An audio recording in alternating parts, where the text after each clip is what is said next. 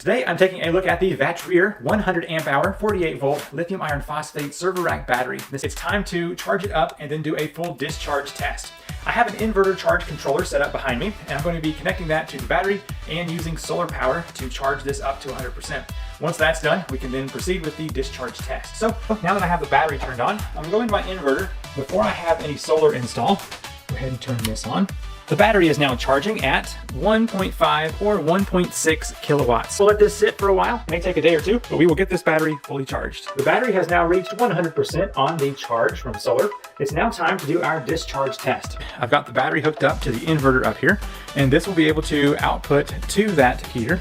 And then I've got something known as a kilowatt meter down here, and that will keep track of our watts and time for us. So the battery is on and is currently resting at 100%.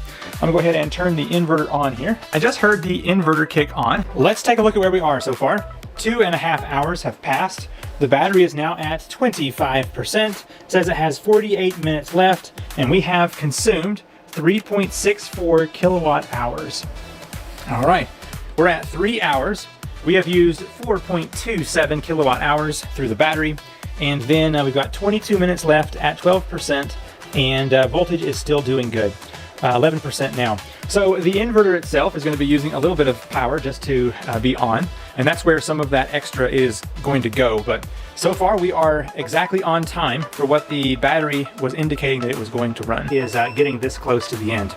Now, as far as time goes, let me grab the phone here. 3 hours and 8. I am satisfied enough with that. The time came out to be just right, and I feel like it is working as it should.